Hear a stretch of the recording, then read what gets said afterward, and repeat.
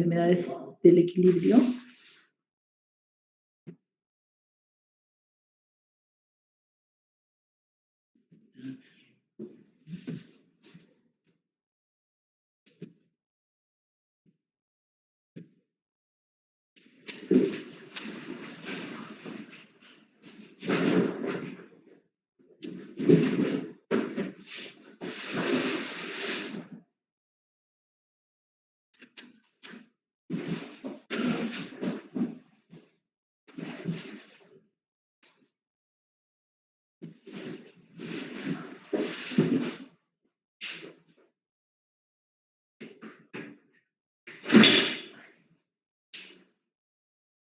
Estamos evitando la interferencia. Entonces, en el vértigo nosotros tenemos que pensar que para hacer el diagnóstico es importante que hagamos una anamnesis minuciosa. Entonces, tenemos que empezar más que todo con una anamnesis funcional que va a implicar, evidentemente, evaluar 3 sistemas. Recordemos que tenemos un sistema vestibular que nos va a dar como síntomas vértigo, generalmente rotatorio, mareos, náuseas y vómitos, ¿no? Pero el mareo, las náuseas y vómitos van a estar más asociados como síntomas neurovegetativos. Dentro de lo que es el sistema auditivo, vamos a preguntar al paciente si tiene problemas de acúfenos o hay alteraciones a nivel de la audición, como ser hipoacusia, ¿no? Y dentro de las alteraciones neurológicas tenemos que ver si el paciente además presenta problemas de cefalea, problemas de disminución en la visión, problemas de alteración de la conciencia y de la memoria, así como también tenemos que considerar la presencia de parestesias.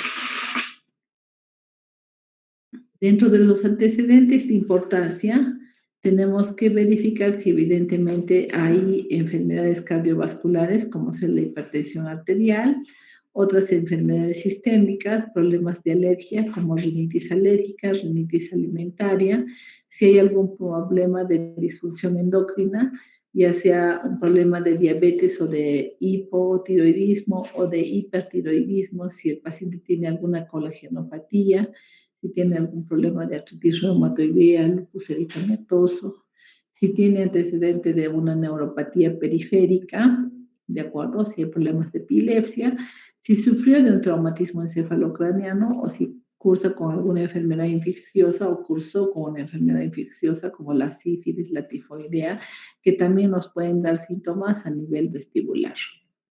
Dentro de las también vamos a investigar si existen enfermedades renales, porque vamos a ver que si el paciente tiene problemas de mala función renal con acúmulo de sustancias tóxicas, ¿no? Por la falta de eliminación de las mismas, entonces va a generar problemas a nivel vestibular.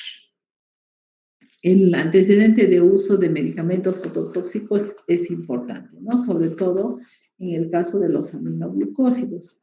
Tenemos que también preguntar a un paciente si nosotros vamos a tratar una infección urinaria, preguntarle si no tenía alguna vez un problema de vértigo, ¿no? Porque puede ser que ella tenía una enfermedad de Meniere, tenga algún problema a nivel del aparato vestibular y si nosotros damos aminoglucósidos que van a producir vestibulotoxicidad, entonces vamos a agravar su cuadro. Preguntar si tiene ciertos hábitos como el tabaquismo o el alcoholismo, ¿de acuerdo? O si ha tenido alguna cirugía a nivel de cabeza y cuello. Y si tiene atenciones ya sea por psiquiatría o por psicología. Los que vamos a evaluar en el sistema vestibular, vamos a evaluar 3 cosas. La propiocepción, que es nuestra sensación de ubicación en el espacio. Vamos a evaluar los problemas visuales, de acuerdo, que están asociados al equilibrio, y el oído.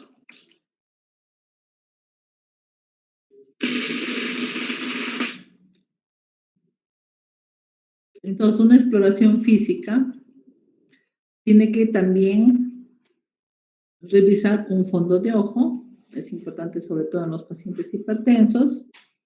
Tenemos que hacer una otomicroscopía o una otoscopía por lo menos para ver si hay problemas de perforación timpánica. Por ahí el paciente tiene una otitis media crónica con colesteatoma y ese colesteatoma va a ir destruyendo tejido óseo y al destruir tejido óseo lo que va a producir es erosión de la pared ósea del conducto auditivo del canal semicircular externo y eso también nos va a generar problemas de vértigo, ¿no? Si hay soplos del cuello, tenemos que evaluar los pares craneales, ¿no? El tercero, cuarto y sexto, ver cómo están sus movimientos oculares. En el caso del segundo y el tercero, vamos a ver cómo está la construcción pupilar y el reflejo consensual. Para evaluar el trigémino y el facial, vamos a ver cómo se encuentra el reflejo corneal. Vamos a investigar cómo se encuentran los músculos de la mímica y así vamos a indagar cómo se encuentra el nervio facial. También vamos a hacer un estudio de audición, o sea, una audiometría, y podemos hacer una acumetría con la ayuda de los diapasones. Entonces, para ver si existen problemas a nivel del noveno y del décimo par, vamos a verificar cómo se encuentra ese reflejo nauseoso. Y a nivel de la motricidad muscular del décimo par, vamos a revisar cómo están esas cuerdas vocales, si el movimiento es simétrico, si es asimétrico, ya sea por una parálisis o por una paresia de cuerdas vocales. También podemos decir al paciente que eleve los hombros y vamos a ver si hay un movimiento simétrico que nos pueda evaluar el espinal. Y para evaluar el duodécimo, vamos a pedir al paciente que haga movimientos con su lengua, ¿no? Entonces vamos a ver si estos movimientos son simétricos, si se producen con la misma intensidad y fuerza, también, ¿no? Y a nivel del corazón, vamos a ver cómo está su frecuencia cardíaca, cómo se halla el ritmo, cómo está la presión arterial cuando está sentado, cuando está en posición supina. Y vamos a proceder a hacer un estudio neurológico también, evaluando pruebas de función cerebelosa, pruebas de la función del equilibrio, como hacer el Romberg, pruebas tanto estáticas como dinámicas, ¿no? Entonces, el Romberg es una prueba estática y la prueba de marcha es una prueba dinámica. Vamos a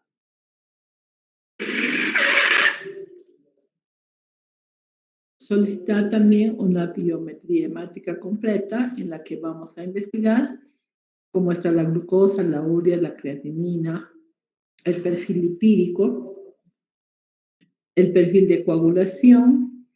Vamos a investigar cómo está trabajando esa tiroides, si tiene un funcionamiento adecuado.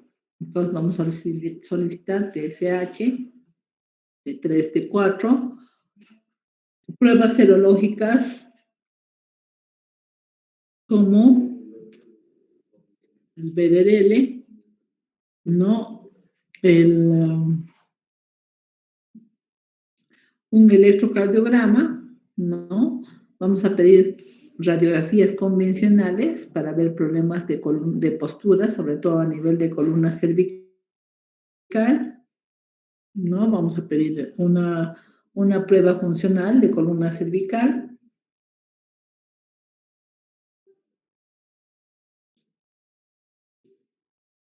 Y si sospechamos de algún problema de una otitis media crónica, vamos a pedir una prueba de Schuller. Y si sospechamos de una masa tumoral a nivel del conducto auditivo interno, vamos a solicitar más que todo una tomografía, ¿no? En posición de stem, que es una radiografía transorbital.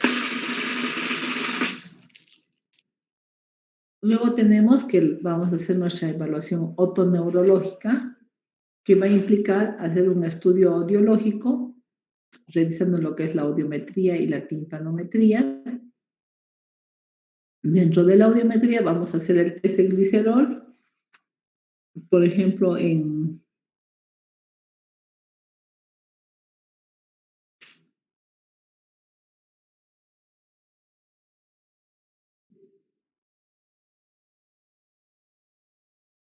el test de glicerol, como les había explicado algún grupo, inicialmente citamos al paciente en ayunas, hacemos un control de cuánto pesa y vamos a administrar glicerol 1 mililitro por cada kilogramo de peso, más jugo de naranja. Entonces hacemos una primera audiometría en ayunas sin haber ingerido este glicerol con jugo de naranja y nos va a dar un valor. Luego de ello, de un tiempo, luego de ese examen de audiometría, le vamos a pedir que ingiera la glicerina con el jugo de naranja. Y posterior a ello, entonces vamos a hacer audiometrías periódicas, ¿no? Durante la mañana para evaluar si la audición mejora. Entonces ahí nos va a dar un test de glicerol positivo. Luego podemos solicitar también potenciales auditivos evocados y también hacer una electrocopiografía. Dentro de nuestro estudio vestibular completo vamos a hacer la prueba de Romberg, las pruebas de marcha, las pruebas de coordinación de índice. Vamos a evaluar el nistagmus espontáneo, el nistagmus posicional inducido. Podemos realizar pruebas calóricas en las que se administra agua helada,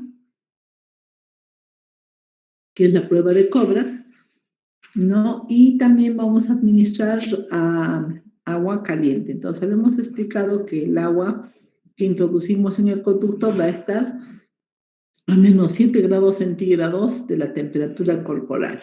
Eso implica que al estar más fría va a generar la presencia de nistagmus.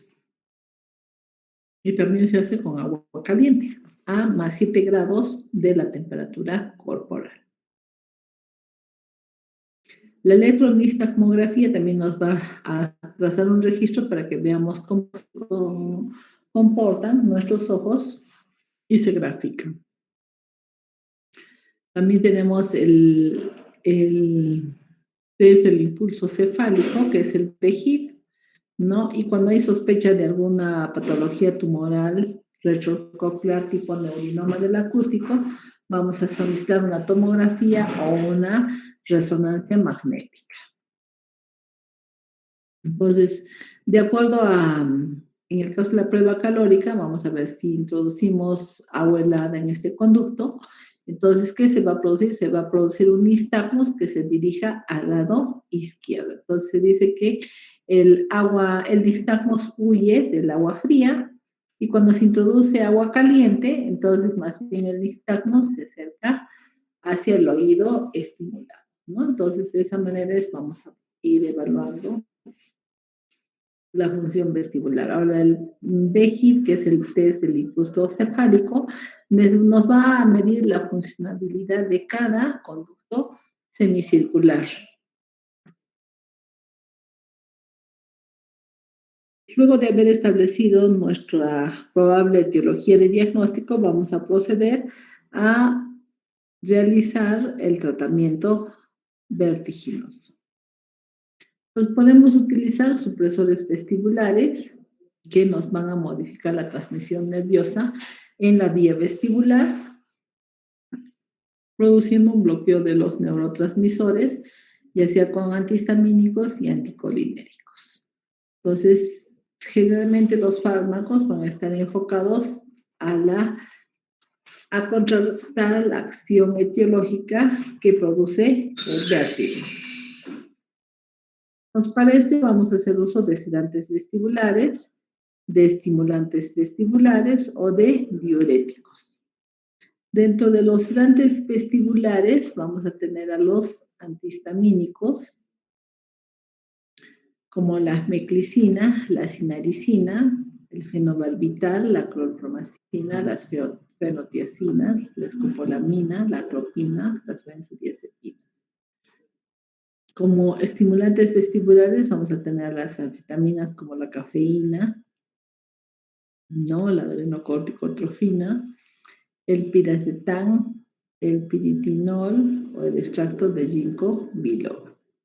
Dentro de los diuréticos que vamos a utilizar, en el caso sobre todo de la enfermedad de Meniere, que es una retención de líquidos a nivel del órgano del equilibrio, podemos utilizar ya sea acetazolamida o hidroclorotiazida o finalmente manitol y recomendar al paciente de que no consuma sal.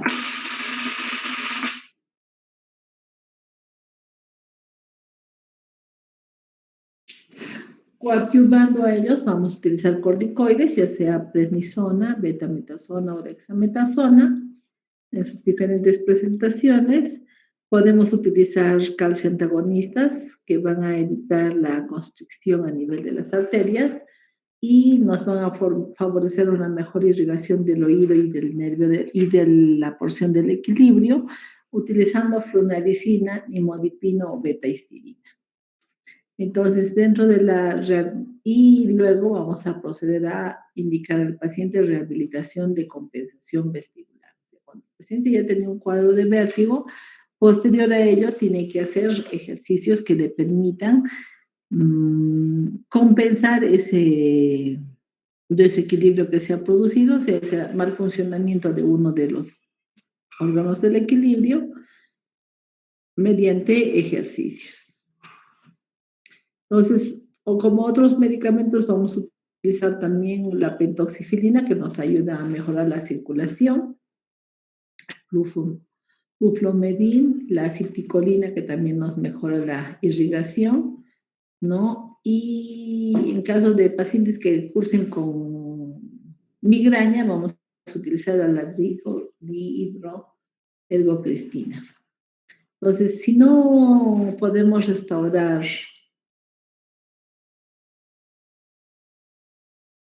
al paciente a una vida normal sin problemas de vértigo, vamos a tener que quirúrgico se realiza en el hidros laberítico.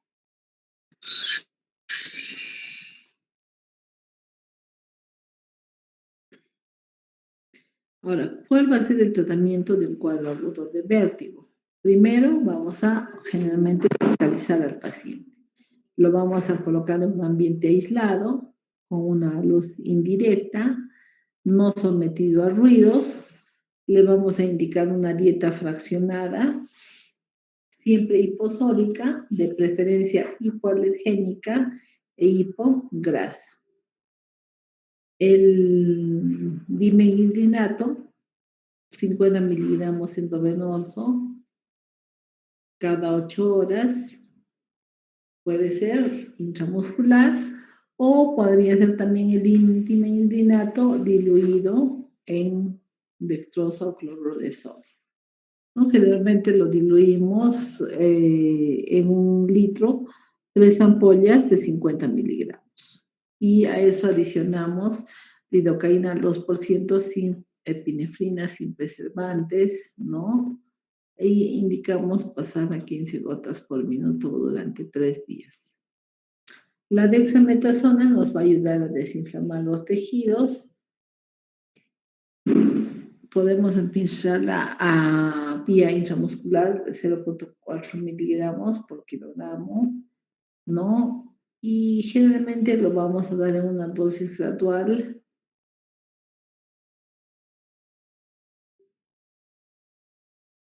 descendente, ¿no? También podemos utilizar para tranquilizar al paciente y que su ansiedad por controlar el equilibrio disminuya, le vamos a administrar diazepam, ya sea 5 miligramos por vía oral, 3 veces al día, o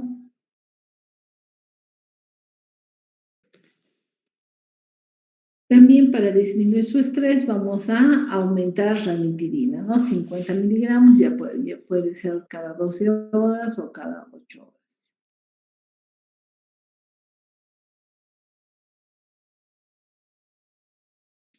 Y la pentoxifilina nos va a servir como un irrigador del oído, ya que va a permitir que los glóbulos rojos se adapten al ducto por el que transcurre.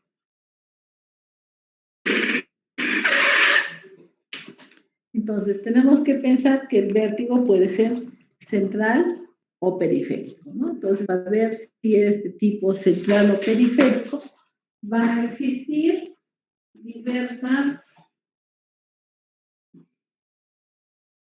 diversos parámetros a evaluar.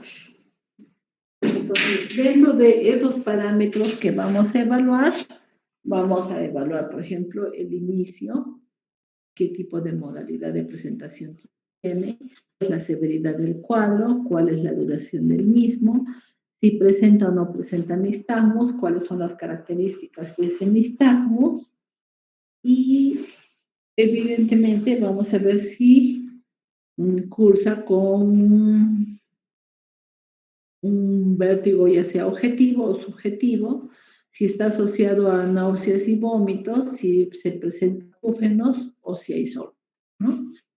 En el caso de un vértigo periférico, vamos a ver que el inicio puede ser repentino, ¿no?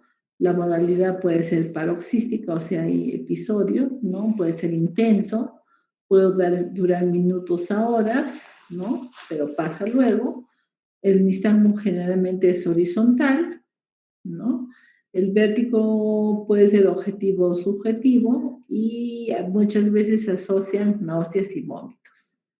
Así como que en algunos casos suelen haber acúfenos y sordera. En cambio, en un cuadro de vértigo de origen central, vamos a ver que su inicio es lento, ¿no? La modalidad es prolongada, generalmente no es tan severo, muy rara vez es extenso, y su duración es de días, meses o años en forma continua. El nistagmus puede ser no como en el periférico, que es horizontal, ya sea a derecha o a izquierda, sino que va a ser un nistagmus rotatorio, que el ojito va a ir girando. En el caso del vértigo podemos encontrar una pulsión lateral, o sea que hay una tendencia a caerse hacia un lado. Puede estar asociado a náuseas y vómitos y generalmente en el problema del vértigo central no hay acúfenos.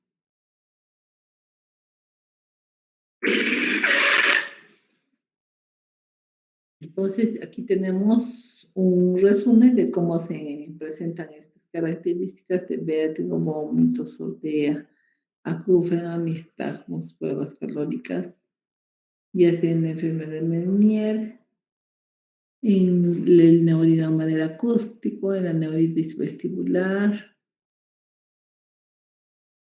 y en el vértigo postural.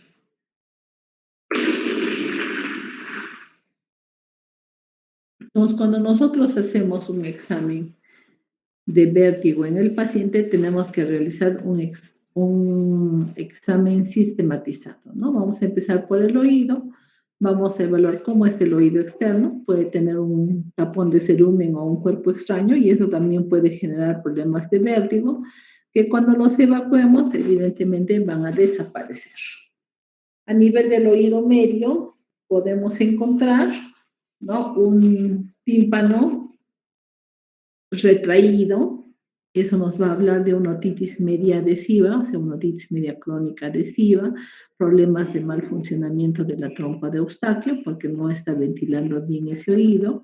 Entonces, esa presión negativa va a tener repercusión a nivel del órgano del equilibrio, ¿no? Y en el caso de enfermedades agudas, vamos a ver que un problema de una otitis media supurada, ¿no?, nos va a generar también problemas, ya que se van a filtrar a través de los tejidos sustancias tóxicas hacia el órgano del equilibrio.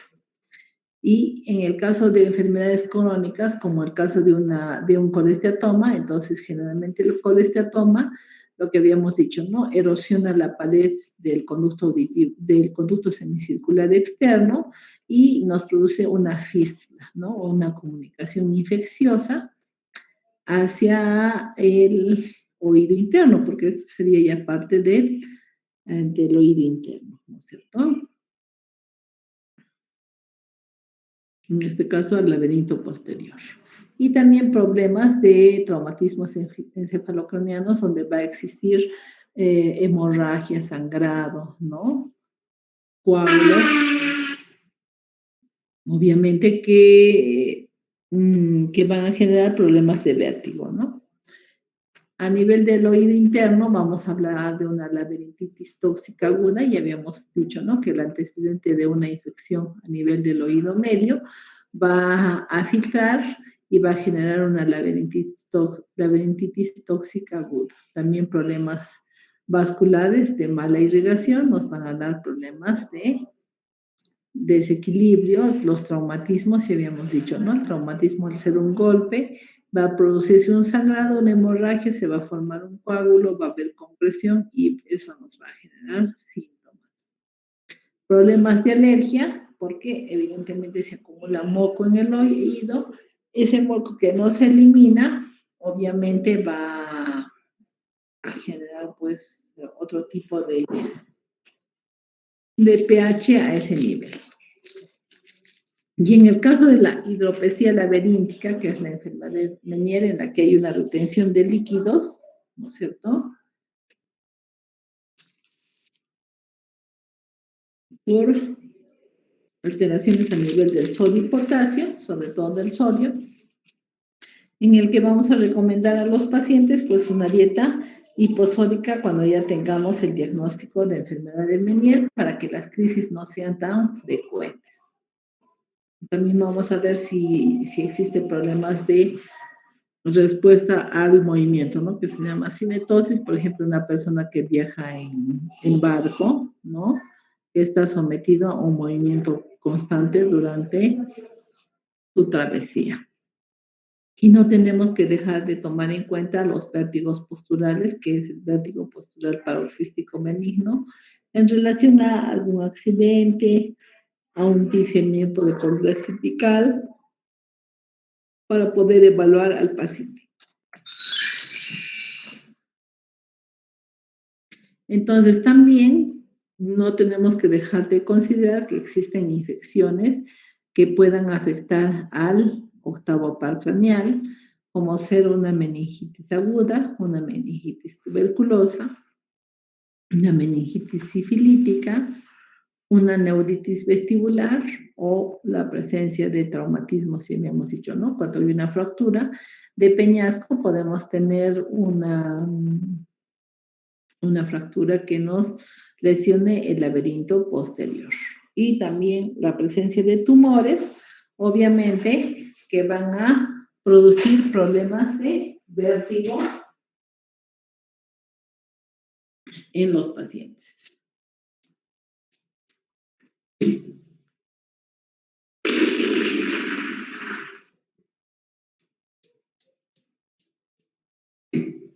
Problemas a nivel del tallo encefálico de los núcleos, también infecciones como encefalitis, meningitis, absceso cerebral, ¿no? Traumatismos encefalocranianos, sangrados como hemorragia, trombosis de la arteria cerebroso posterior inferior, ¿de acuerdo?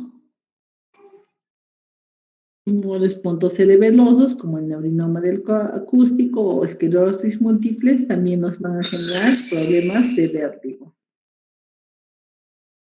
Entonces, también no tenemos que descartar los problemas de insuficiencia vascular vertebral, por ejemplo, una cervicoartrosis, que es frecuente en personas de la tercera edad adelante, el Guillain-Barré, la trombosis de arterias vertebrales u otros.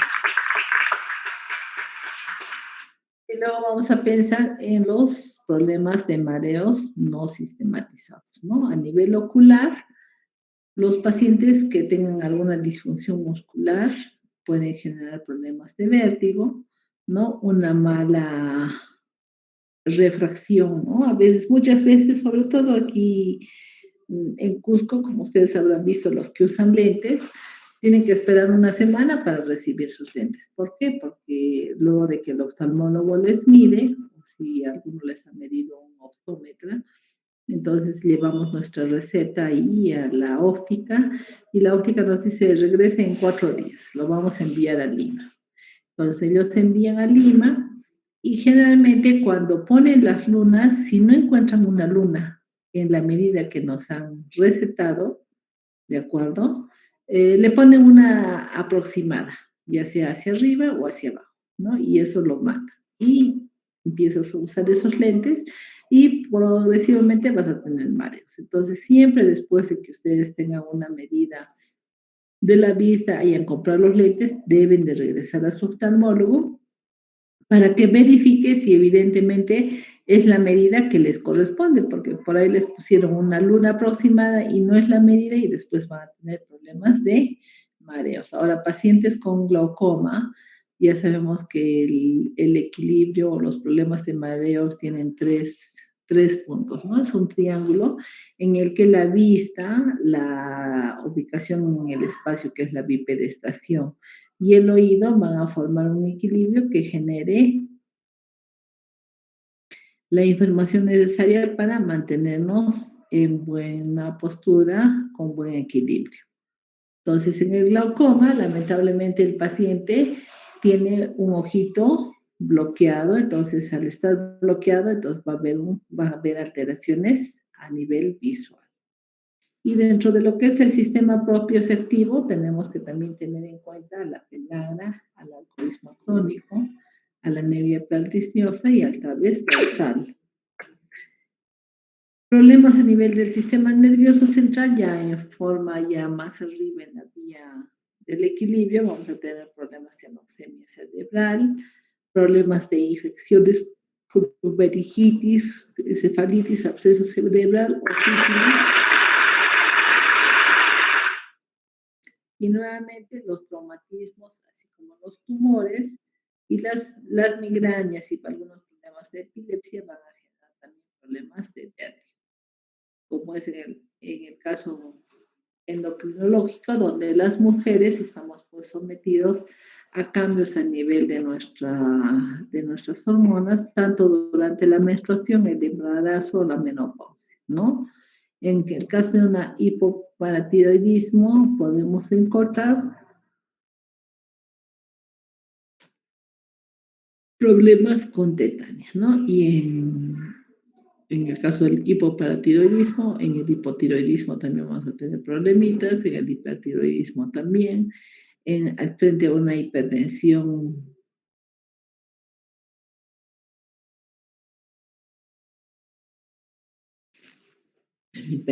paroxística suprarrenal o en problemas de hipoglucemia, ¿no? En problemas de hipoglucemia también va a haber problemas de vértigo, así como también en problemas de hiperglucemia en el caso de los diabéticos.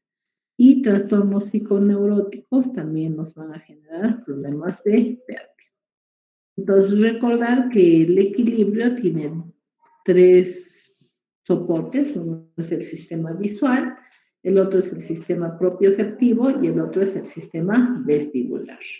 Ahora, este sistema vestibular va a estar conformado por dos elementos, ¿no? Una función angular que está dada por los canales semicirculares, que tanto el canal horizontal, el canal anterior y el canal posterior. Y una función otolítica del complejo utrículo saccular, ¿no? Entonces, dentro de lo que es la posturografía, vamos a hacer estudios diagnósticos, ¿no? Dentro de esos estudios diagnósticos tenemos la prueba calórica, que nos va generalmente a evaluar el canal horizontal o externo. Tenemos el test de impulso cefálico o impulso cefálico asistido, donde al paciente le hacemos visualizar un punto, giramos su cabecita derecha e izquierda en las angulaciones que tienen los conductos semicirculares, tanto el externo, el superior y el posterior, y se va a generar un impulso y un registro. En cuanto a lo que es el utrículo y el sacúlo, vamos a también solicitar potenciales evocados miogénicos, potenciales evocados miogénicos vestibulares cervical.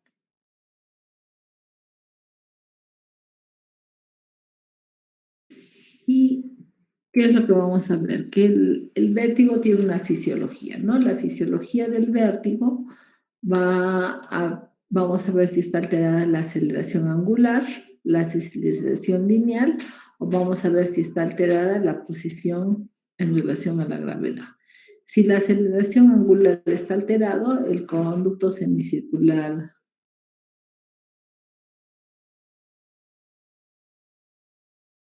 afectado va a ser el conducto semicircular exterior. En cuanto a la aceleración lineal, vamos a revisar lo que es vamos a ver en la aceleración lineal cómo se encuentran el saco y el utrículo, igual que en la posición de gravedad. Estos, a su vez, van a impulsar o van a estimular al sistema nervioso central, y ese sistema nervioso central nos va a generar respuestas tanto visuales, ¿no? Visuales, vamos a ver cómo se encuentra la percepción a nivel del lóbulo frontal, vamos a ver reacciones a nivel de la médula espinal, del cerebelo, vamos a ver el control postural y vamos a ver cómo se encuentra influenciado el sistema oculomotor.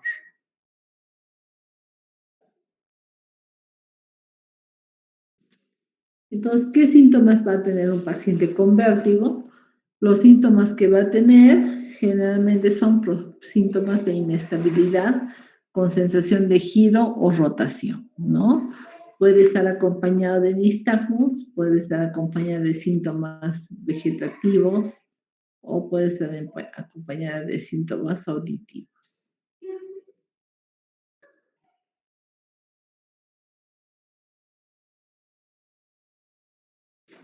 En la enfermedad de Menier, vamos a ver que es denominada hidrops idiopático endolarinítico o hidropesía endolinfática idiopática. Entonces, Próspero Menier fue el que en 1861 describió un cuadro que se caracterizaba por vértigo y sordera, ¿no? Y lo catalogó como sufrimiento del oído interno. Papadella, otro estudioso de la otorrinolaringología en 1984, diferenció lo que era la enfermedad de Menier de lo que es el síndrome de Menier.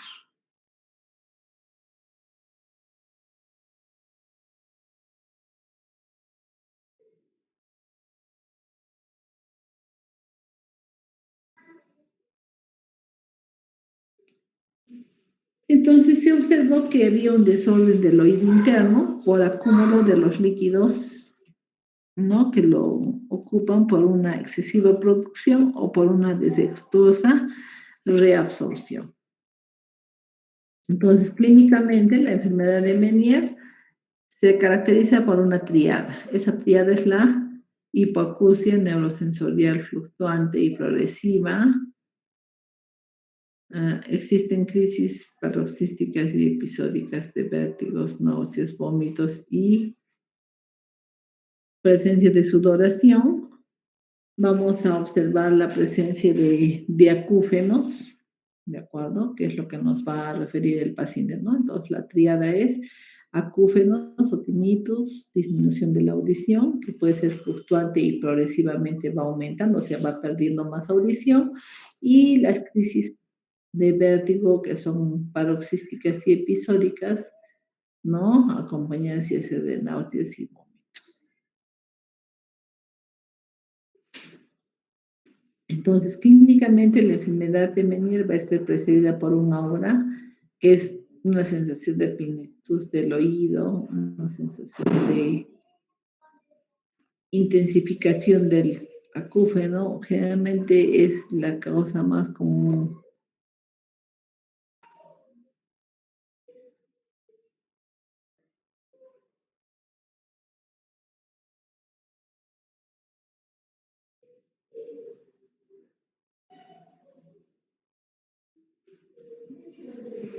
siendo la causa más común de vértigos del oído interno y su incidencia varía entre presentarse de 21 a 50 casos por 100.000 habitantes por año.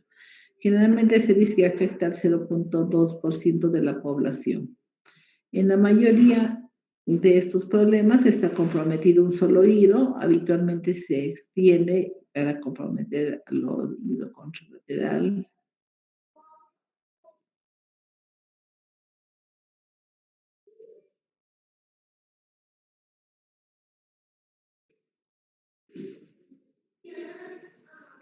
Y generalmente la pérdida auditiva se va a dar hasta en 30 años. El 50 de los pacientes puede tener una enfermedad de Meniere bilateral. Generalmente se presenta entre los 20 a los 50 años, tanto en hombres como en mujeres, aunque hay un ligero predominio en las mujeres. Los episodios de Meniere, o sea, los ataques pueden ocurrir en racimos o agrupados. Sin embargo, pueden pasar varios años entre un episodio y otro. Hay una crisis otolítica denominada de Tumarkin, que es atribuida a una súbita deformación mecánica de los órganos otolíticos causados por la rápida activación de los reflejos vestibulares.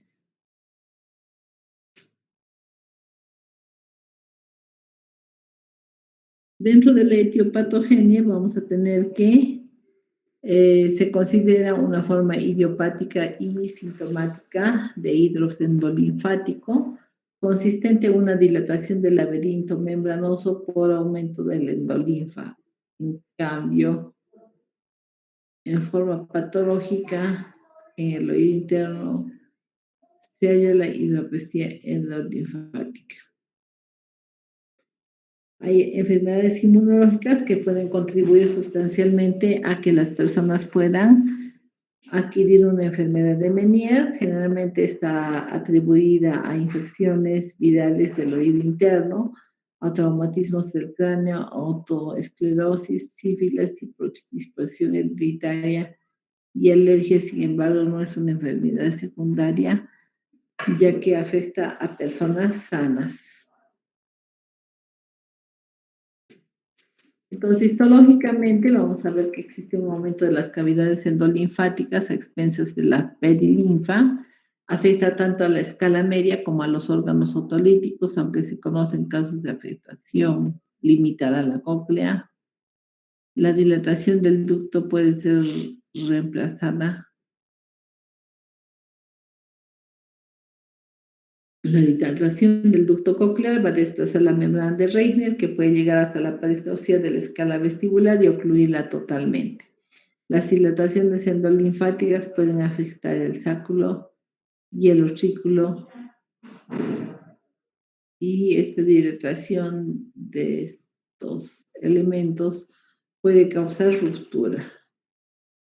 En términos generales, aun cuando la enfermedad persista durante años, no hay degeneración importante en el neuroepitelio, observándose poca o ninguna alteración anatómica detectable con el microscopio de luz, tanto en células ciliadas como en las células externas.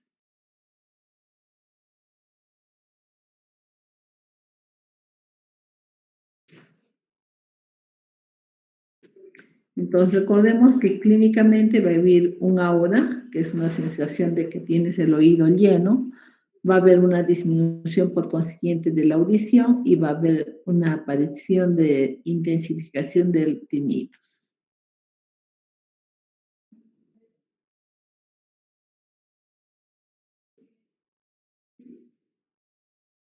Las crisis de vértigo generalmente son rotatorios, espontáneos, duran de 20 minutos a varias horas, acompañados de síntomas vegetativos intensos como son náuseas, vómitos. La crisis puede ceder espontáneamente, ¿no? Durante días y recuperar la audición.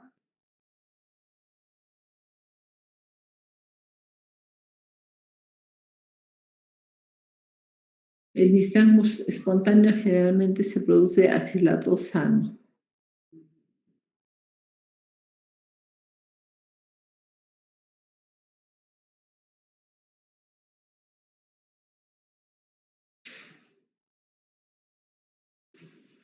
y existen periodos intercrisis en los cuales el paciente va a manifestar una hipoacusia unilateral, generalmente neurosensorial, progresiva, con la presencia de acúfenos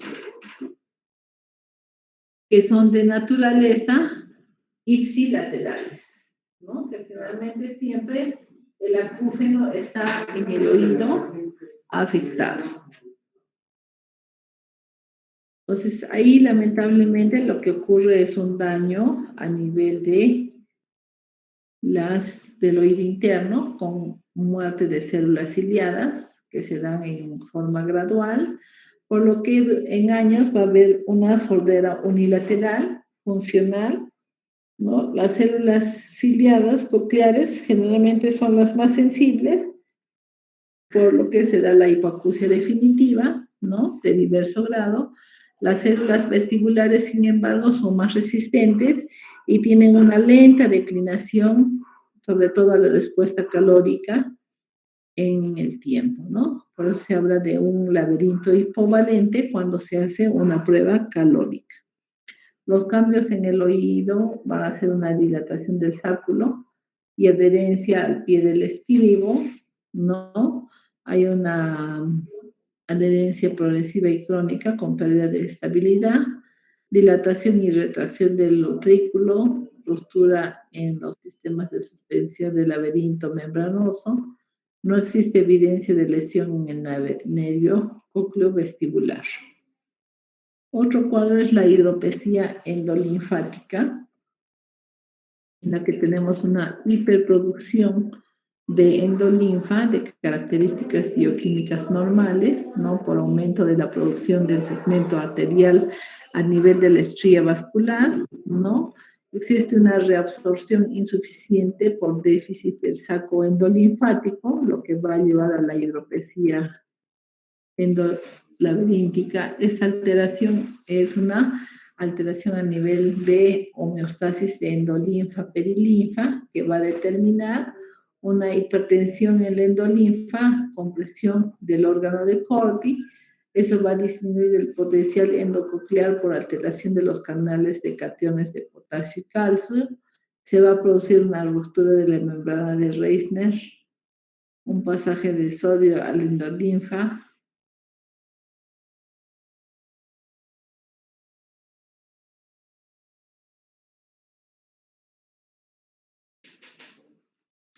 Entonces se va a producir la ruptura de la membrana de Reisner con un pasaje de sodio, endolinfa y potasio, lo que va a generar una despolarización del polo apical de las células ciliadas e irritación de las terminaciones nerviosas perilinfáticas del nervio vestibular.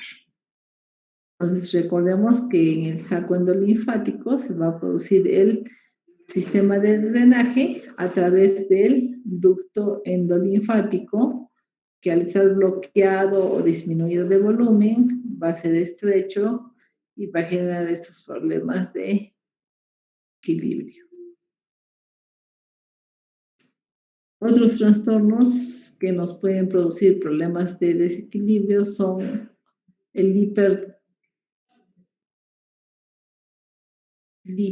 las hiperlipidemias, el hipotiroidismo, la sífilis congénita, la diabetes y algunas alergias. El diagnóstico lo vamos a hacer en base a varios criterios. Vamos a evaluar cuáles son las crisis, ¿no? Cuáles son las características de las mismas. Vamos a ver si hay una hipoacusia persistiva, fluctuante, progresiva. Vamos a interrogar si el paciente presenta acúfenos, si existen periodos asintomáticos, si hay aureas con sensación de plenitud en el oído, intensificación del acúfeno.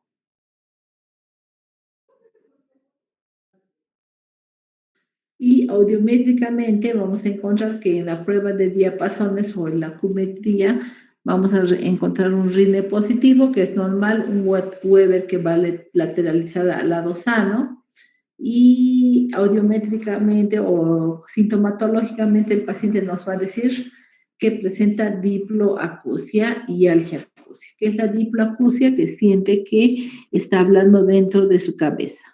Entonces, hagamos el ejercicio de taparnos los oídos y pronunciemos algunas palabras.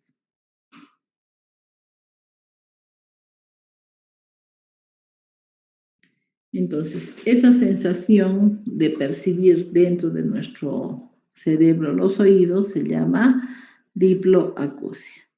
Paralelamente a eso le vamos a hacer una logoaudiometría y una timpanometría.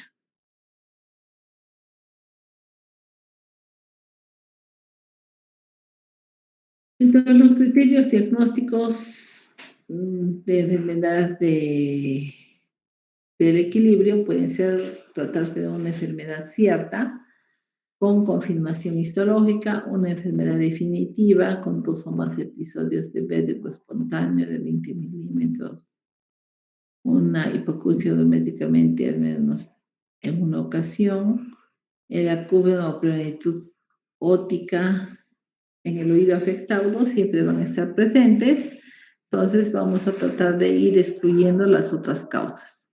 En el caso de una enfermedad probable, generalmente el paciente va a comenzar con un episodio de vértigo único, con una hipoacusia audiométricamente al menos en una frecuencia.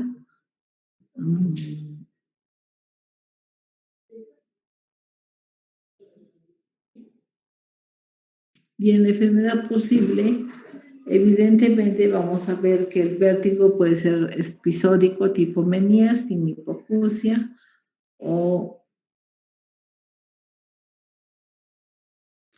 presentar una hipoacusia neurosensorial con desequilibrio sin crisis, donde se han excluido otras causas. Las pruebas complementarias, como habíamos mencionado, va a ser la audiometría, que nos va a mostrar una hipoacusia perceptiva con caída en graves en sus comienzos, ¿no? Hay una hipoacusia fluctuante cuando hacemos el test del glicerol, o sea, inicialmente hay una audición más baja y luego de la administración de la glicerina, ¿no? Vamos a ver que la audición mejora. A eso se llama la hipoacusia fluctuante. Y va a haber también un estrechamiento del campo auditivo.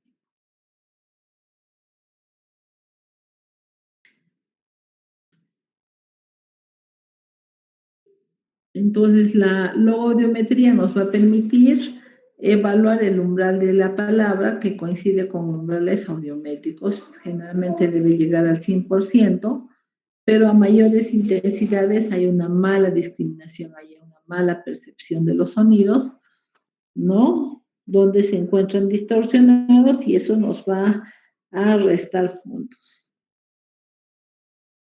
Entonces, habíamos mencionado el estudio del nistagmus, ¿no? Que es la electronistagmografía, donde se hace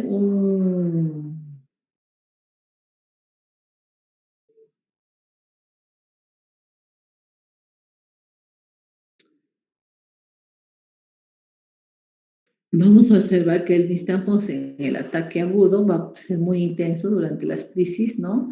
Va a ir calmando gradualmente y se puede ver un nistagmus de tipo 1, 2 o 3. En general se acepta que cuando bate hacia el oído afectado, estamos en un periodo inicial irritativo. Cuando bate hacia el oído sano, ya estamos en los días de periodo de calma.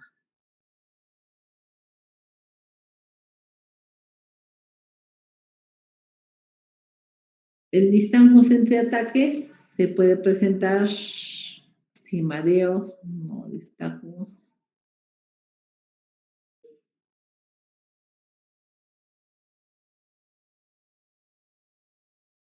Y vamos a observar que en la respuesta calórica el nistagmus va a estar disminuido, va a tener una preponderancia direccional con hiperexcitabilidad de dado enfermo, con un periodo prevertiginoso. Entonces, nuevamente, el test de glicerol nos va a mostrar una hipoacusia fluctuante. La glicerina tiene un efecto diurético, ¿no? Está contraindicado este examen en pacientes con diabetes, con enfermedad cardíaca renal o hepática. La preparación va a ser que no consuman un diurético 7 días antes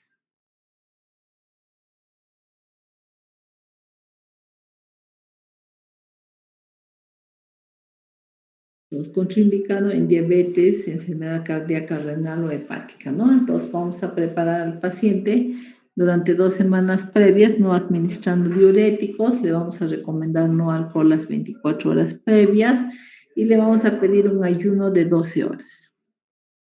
Los efectos colaterales son cefalea, mareos, náuseas, vómitos, sed, diuresis, diarrea.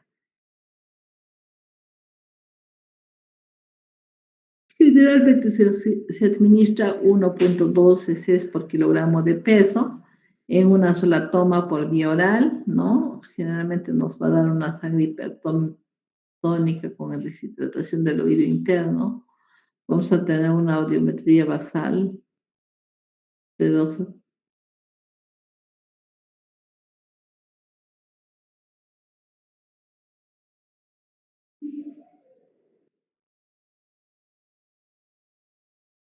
Entonces, como ya habíamos indicado, vamos a hacer una audiometría basal antes de tomar la glicerina y luego de 2 a 3 horas post ingesta vamos a volver a hacer una nueva audiometría en la que vamos a observar una mejora en la audición de por lo menos 10 decibeles. 10 decibeles es un cuadradito en lo que es la audiometría.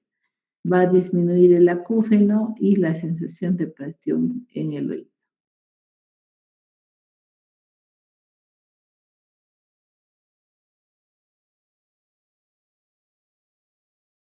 También el paciente nos va a referir que hay una disminución del acúfeno y de la sensación de presión dentro del oído. Entonces, las circunstancias que van a acompañar un problema de vértigo es un periodo de calma vestibular y un periodo de crisis. En el periodo de calma vestibular, el paciente va a manifestar acúfenos o hipoacusia, náuseas, mareos y vómitos. Y en estos pacientes vamos a proceder a intentar el diagnóstico mediante la hidropesía endolaberíntica.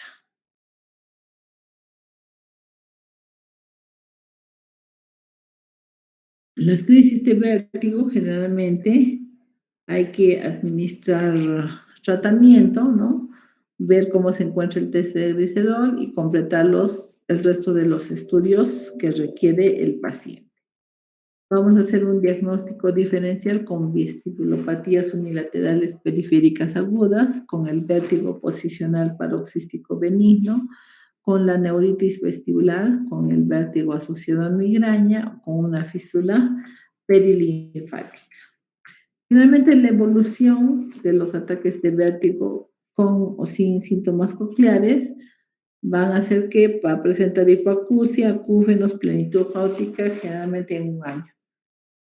Cuando hay crisis muy frecuentes y estas crisis no se reducen, entonces la disminución en la audición no va a remitir.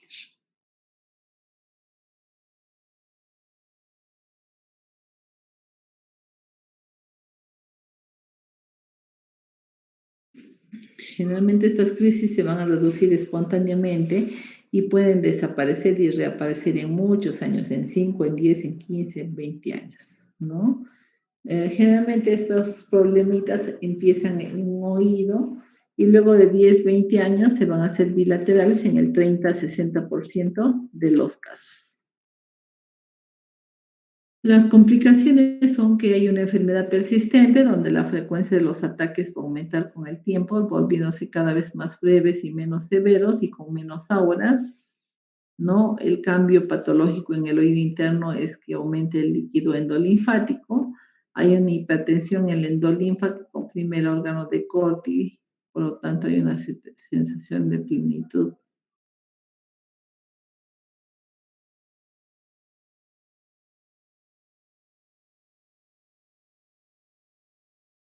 Los cambios patológicos que se van a observar son la hidropesía endolinfática, que va a generar una dilatación de estos conductos, la hipertensión en el endolinfa, que va a comprimir al órgano de córtico, una sensación de plenitud, disacusia y reclutamiento, disminución del potencial endococlear por alteración de los canales de potasio y calcio, ¿no? Ruptura de la membrana de Reisner, permitiendo el pasaje de sodio a la endolinfa y de potasio a la perilinfa, lo que causa la desvalorización del por lo apical de las células ciliadas y la irritación de las terminaciones nerviosas.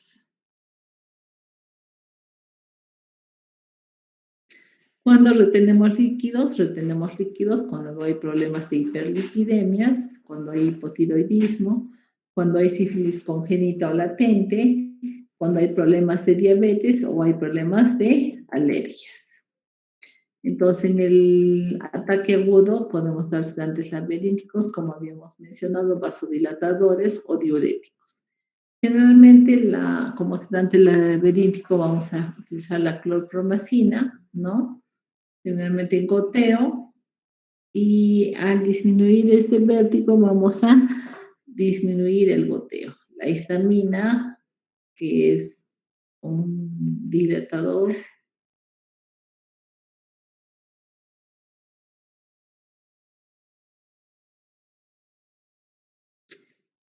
En el caso del uso de vasodilatadores, vamos a usar la histamina, ¿no? Por vía endovenosa. Vamos a poder diluirlo en 500 cc de dextrosa, a 30 gotas a 40 gotas por minuto, por hora. También podemos utilizar la hidroclortiazida de 25 miligramos. Generalmente lo damos cada mañana o cada 8 horas, ¿no? Sobre todo si hay antecedentes de edemas podálicos. También el supuesto hidroslaberíntico tiene un efecto a corto plazo. Otro esquema para crisis no tan intensas es administrar diazepam por vía endovenosa. También usar sedantes laberínticos que van a retardar, lo malo es que retardan la compensación y habituación central para poder mantener una postura de equilibrio y no caerse. Podemos usar barbitúricos, sedantes como el droperidol, ansiolíticos, tranquilizantes como el diazepam, el lorazepam, alcaloides de la belladona como la atropina, antihistamínicos como la difenhidramina o el dimenhidrinato. Y ¿cómo podemos manejar un ataque? ¿No? Lo que tenemos que hacer es pedir al paciente que se acueste sobre una superficie firme, con los ojos abiertos y fijos, recomendarle no beber líquidos, levantarse lentamente, si se siente cansado y necesita dormir, debe de reposar. Y para los vómitos le vamos a administrar una medicación antiemética.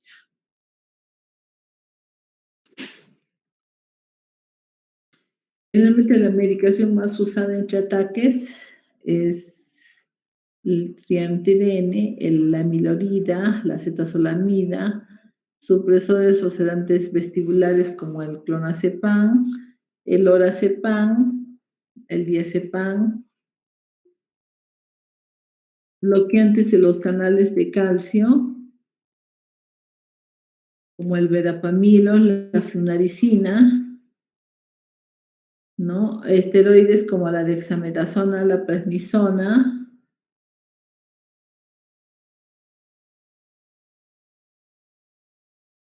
inmunosupresores como el metotrexate y esteroides.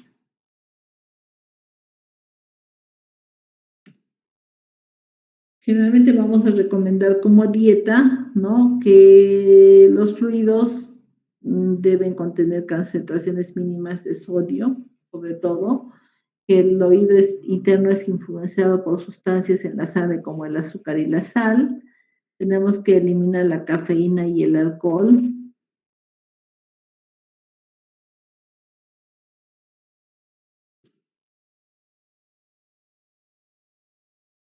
Y las claves para la dieta va a ser que distribuya los líquidos y los alimentos durante el día, que evite comer alimentos que contengan altos niveles de sal, que tome una adecuada cantidad de líquidos en el día, que evite líquidos o alimentos que contengan cafeína, limita la ingesta de alcohol a un vaso de cerveza o vino por día, evitar alimentos que contengan el monoglutamato de sodio, que es el Ajinomoto, ¿no?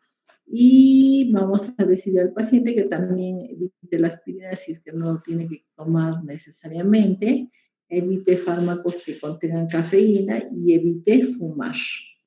Entonces, recordemos que el vértigo es pues la pérdida de la conciencia espacial, que podemos tener un desequilibrio, que es la pérdida de la estabilidad postural por influjo sobre los extensores de un lado y del otro, y el nistagmus es una alteración ocular que se encuentra en las patologías de el laberinto posterior.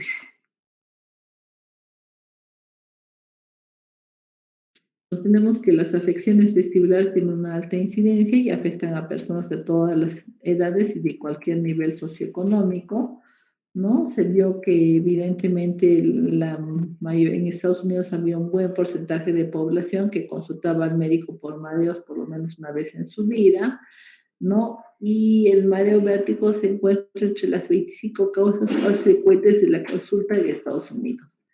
El costo anual para trastornos del equilibrio en Estados Unidos excede el $1 billón. Pues dentro de lo que es el tratamiento quirúrgico conservador es la administración de un medicamento vestíbulo tóxico, ¿no? Ya sea un aminoglucósico, ¿no? Que lo vamos a inyectar a través de la membrana timpánica en el oído medio y por difusión va a pasar hacia el laberinto posterior, ¿no? Difusión a nivel de la ventana redonda. El otro tratamiento es hacer la neuroestomía vestibular, pero obviamente es un problema de una neuroestomía selectiva, donde la sección del nervio del equilibrio en el lugar donde éste se aparta del oído y se dirige al tronco cerebral puede generar resultados en el paciente. Los ataques de vértigo se controlan permanentemente en un alto porcentaje y la audición es preservada en la mayoría de los casos. También se puede realizar la descompresión del saco endolinfático, que es una operación del oído que generalmente preserva la audición. Los ataques de vértigo se controlan en la mitad o los 2/3 de los casos, ¿no? Y la recuperación es rápida comparada a otros tratamientos. Existe también la labirintectomía o sección del octavo par. Es un procedimiento que destruye las funciones del equilibrio y la audición de un lado. Se considera técnica cuando ya es mala la audición en el oído afectado y produce los mejores resultados para el control de los ataques de vértigo. Un minutito.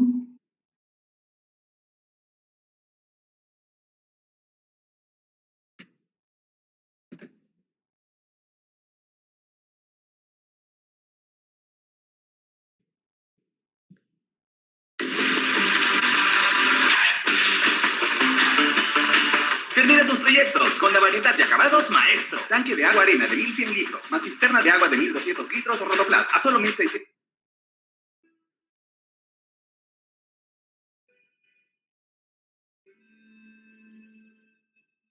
Meniere's disease is characterized by tinnitus and ear fullness that is followed by severe spinning attacks that last hours to days. It is hypothesized that Meniere's disease is due to an abnormal increase in fluid within the endolymphatic chamber found within the inner ear. Here we have the endolymphatic chamber in green and the surrounding perilymphatic chamber in blue. The vestibular membrane separates the endolymphatic from the perilymphatic chambers. The fluid within each of these chambers are different and kept in a stable equilibrium. However, for unclear reasons, patients with Meniere's disease will start to suffer from excessive fluid buildup within the endolymphatic chamber, causing the vestibular membrane to start stretching. When this happens, symptoms of ear fullness and tinnitus occur. Should enough fluid fill the endolymphatic chamber, the vestibular membrane will eventually rupture, causing the fluids between the chambers to mix, resulting in symptoms of spinning dizziness, also known as vertigo. Over hours to days, the vestibular membrane will slowly heal back together, and the fluid within the endolymphatic and perilymphatic chambers will convert back to normal, resulting in restoration of normal hearing and balance. In order to prevent fluid from building up in the endolymphatic chamber, patients are often instructed to avoid salt, caffeine, and alcohol. Diuretics may even be prescribed in order to help prevent fluid buildup. Should medical management fail, surgical intervention can be performed. With endolymphatic sac decompression surgery, the bone around the endolymphatic sac is removed and a shunt placed to physically drain fluid out of the endolymphatic sac to prevent excessive fluid buildup.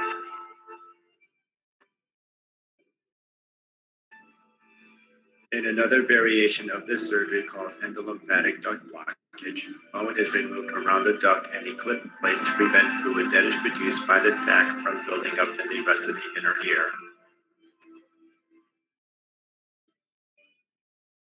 Finally, if vertigo is still not well controlled, the nerve going to the inner ear balance system can be cut surgically.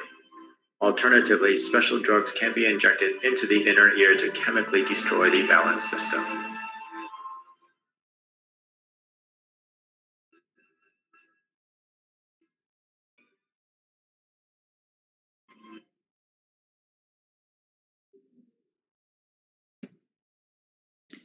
¿Preguntas?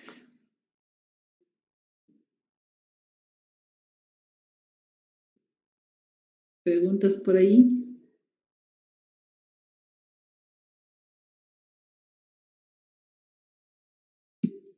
¿Alguna pregunta? No,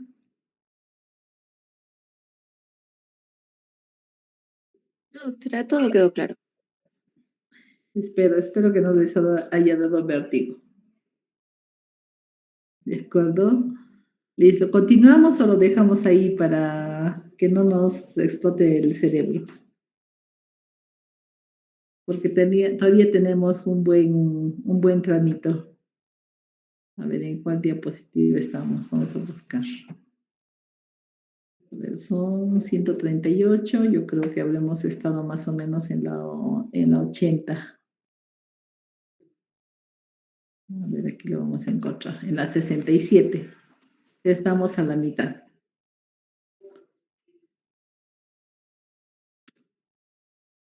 Bueno, vamos a ver los efectos de la laberintectomía. A ver, denme un minutito, por favor.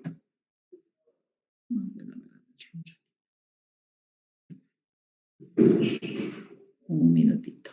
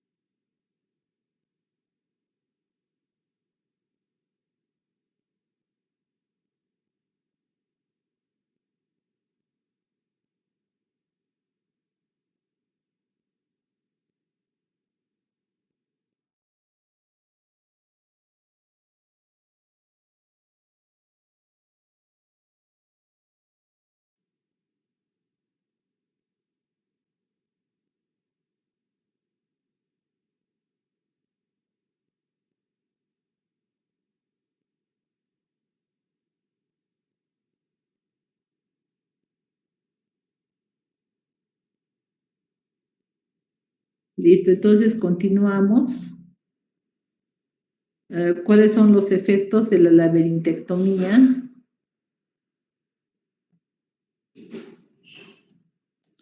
Entonces, inicialmente va a haber una sensación subjetiva de rotación, luego va a ser una reacción vegetativa colinérgica, ¿no? Si el paciente trata de ponerse de pie, va a caer hacia el lado de la lesión porque hay una disminución del tono de los extensores de ese lado. Va a aparecer un nistagmus espontáneo con fase rápida hacia el lado sano. Poco a poco, en 2 o 3 semanas, todos los signos y síntomas van a ir desapareciendo a causa de la compensación central y con el tiempo el sistema nervioso va a regular el sistema del equilibrio utilizando las aferencias de un solo lado. No es como el paciente que es nefrectomizado igualmente. Entonces, recordemos que los reflejos vestibulares nos van a indicar una posición en el espacio. Los reflejos cervicales nos van a indicar si el cuello está flexionado o girado. El reflejo vestíbulo cervical y cérvico-cervical va a mantener la posición de la cabeza. El reflejo vestíbulo espinal va a impedir la caída cuando se está sobre una superficie inclinada. El reflejo cérvico-espinal va a cancelar al reflejo vestíbulo espinal, ¿no? Y vamos a ver que también hay problemas de vértigo de origen cervical, ¿no? Entonces, generalmente es bastante frecuente. El 60% de los síndromes de origen cervical se presentan en pacientes con sintomatología vertiginosa. Generalmente son formas periféricas de evolución benigna en un 40% de los casos. Hay un síndrome cervical periférico propioceptivo recidivante. Hay un síndrome propioceptivo tensional, ¿no? Cuando estamos sometidos a mucha presión, muchas preocupaciones. Hay un síndrome propioceptivo tensional con ligero componente vascular, ya que la contracción de la musculatura del cuello va a generar una compresión de las arterias que llevan la sangre hacia nuestro cerebro. Va a haber un síndrome propioceptivo cérvico-oculomotor, un síndrome propioceptivo cérvico braquio-oculomotor, con esas contracturas que se nos presentan a nivel del cuello y que van a afectar a los músculos del brazo, ¿no? El 20% de formas cervicales son de naturaleza vascular de tipo central. Hay un síndrome de claudicación del sistema de la arteria vertebral, hay una claudicación vértebro-basilar, hay una claudicación vértebro-basilar cerebral posterior y 70% son síndromes periféricos a nivel cervical y 30% puede tener un origen central. En un 20 a 58%, los pacientes que han sufrido un traumatismo encefalocraneano cerrado han padecido de un síndrome de latigazo cervical y cursan con mareos, vértigo o desequilibrio. Entonces, esta es una foto de una paciente con vértigo. Bueno, foto es una pintura, ¿no? En la que la familia está tratando de sujetarla. Y vamos a ver que hay causas vasculares, hay causas relacionadas a la información propioceptiva anormal de la columna cervical, hay problemas de ansiedad secundaria, hay antecedentes de traumatismos cervicales que pueden dañar estructuras del oído interno. Dentro de la fisiopatología vascular puede haber una compresión de las arterias vertebrales en su trayecto en el cuello, ya sea por las vértebras u otras estructuras, también problemas de artritis cervical, de cirugías, de manipulaciones quiroprácticas, de patología degenerativa cervical, de artrosis cervical, donde hay osteofitos de gran tamaño en ciertas posturas, alteraciones del flujo vascular, con insuficiencia vertebrovascular, que genera crisis isquémica cerebral transitoria. Fisiopatológicamente vamos a tener que hay una información propioceptiva anormal de la columna cervical, información sensorial del cuello que se combina con la información visual y vestibular para determinar la posición de la cabeza respecto al cuello en el espacio. La arteriosclerosis también de la arteria vertebral está asociado a la rigidez de la columna vertebral, ¿no? Hay alteraciones circulatorias en la hipertensión, ¿no? En que hay una vasoconstricción, en la diabetes que hay una vasculitis, puede existir alteraciones en el síndrome de robo de la subclavia, en cuadros de anemia, ¿no? Vamos a obtener una hipoirrigación cerebral, cardiopatías que comprometan el flujo circulatorio y también problemas de hipotensión ortostática, ¿no? Eso hay que averiguar también. Pacientes con presión baja, obviamente que consumen algún medicamento que disminuye más la presión arterial tipo citicolina, ¿no? O que les dan tratamientos que nos van a generar una hipotensión marcada. Entonces, fisiopatológicamente, en el vértigo cervical, el vértigo se daría por una asimetría de los flujos aferentes de uno u otro lado, que llegan a los núcleos vestibulares como causa de vértigo. La frecuencia de los vértigos en las distensiones musculares cervicales también tiene importancia en el hecho de una inyección local de anestésico que puede desencadenar vértigo y ataxia. Y los problemas de ansiedad secundaria también nos van a generar un problema de dolor cervical, ¿no? Entonces, los traumatismos también pueden dañar estructuras del oído interno, como en el síndrome de latigazo cervical, en el desgarro de ciertos, van a afectar ciertos nervios craneales, cuando hay una pequeña pérdida de líquido cefalorraquídeo, cuando hay una baja presión de líquido cefalorraquídeo, cuando haya síntomas auditivos y recuerda que no todos los casos de mareo vértigo cervical pueden estar asociados a patología vertebrobasilar, pero a pesar de eso les vamos a pedir siempre un ecodoppler de arterias vertebrales cervicales y carotídeas. Entonces, recordar que existen mecanorreceptores en la espina cervical alta que están relacionados tanto con los núcleos vestibulares como con el sistema reticular, donde una injuria en la región cervical va a descargar aferentes a estímulos sobre los mecanorreceptores y eso va a generar una sensación vertiginosa o un nistagmo cervical. Entonces tenemos que puede haber desorientación, desbalance, incoordinación, anestesia de nervios dorsales aferentes en la región cervical alta, sobre todo en ancianos vamos a ver que el espolón osteoartrítico va a producir un vértigo cervical como principal causa por alteración temporal del flujo sanguíneo que se produce al girar la cabeza o al mirar hacia arriba, ¿no? Entonces, generalmente los llaman o giran a ver a una chica, sobre todo los abuelitos, y les da el mareo, ¿no? O cuando miran hacia el techo o tratan de rezar, ¿no? Y levantan la mirada, entonces se produce vértigo. No olvidemos que con los años vamos a ir perdiendo altura y vamos a tener que mirar hacia arriba en muchas más oportunidades, ¿no? Aún en jóvenes con problemas de espasmo muscular o una lesión por latigazo, va a presentarse vértigo que si se asocia a tensión muscular, nos va a dar pues una alteración a nivel de la configuración de las carillas articulares. En el diagnóstico de vértigo cervical, vamos a ver que es un proceso realmente incierto y frustrante. No hay un consenso definitivo de vértigo cervical. Primero tenemos que excluir otras causas posibles de vértigo, como la neuritis vestibular, ya sea con una electroencefalografía, o el vértigo postural paroxístico benigno con los test posicionales. Otras entidades también que debemos excluir son la enfermedad de Meniere, el vértigo central, el vértigo psicógeno.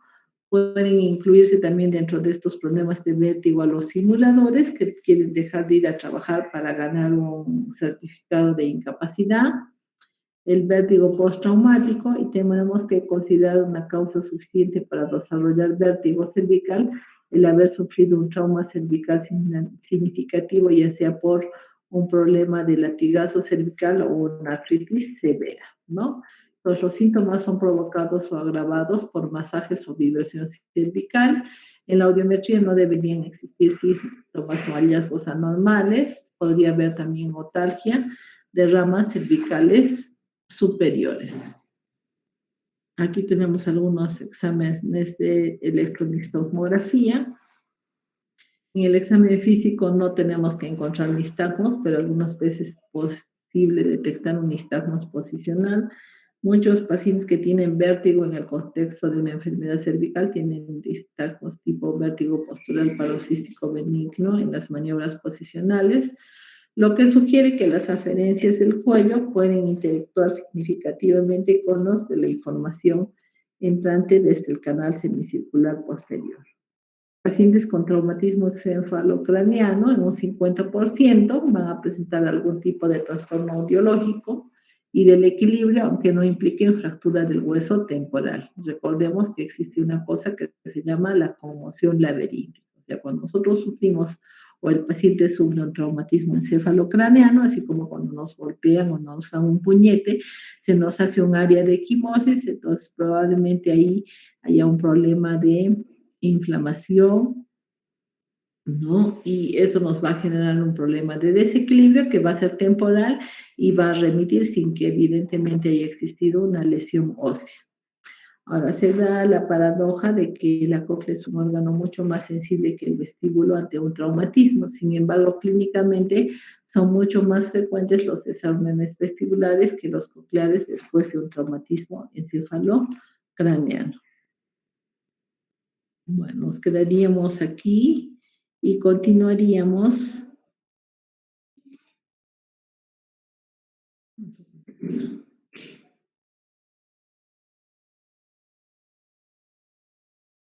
Y continuaríamos el próximo jueves. Ya.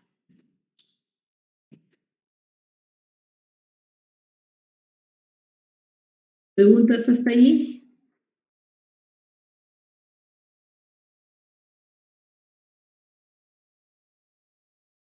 ¿Preguntas hasta ahí?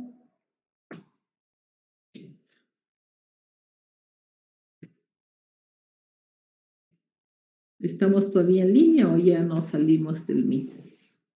Sí, doctora. Sí, doctora. Listo. Sí, estamos, doctorita. Tenga un buen fin de semana. Ya. Usted también, doctora. Gracias. Cuídense. Hasta la próxima. Hasta la próxima. Gracias, doctora. Gracias, doctora. Hasta luego. Gracias, doctora. Gracias. Buenas tardes.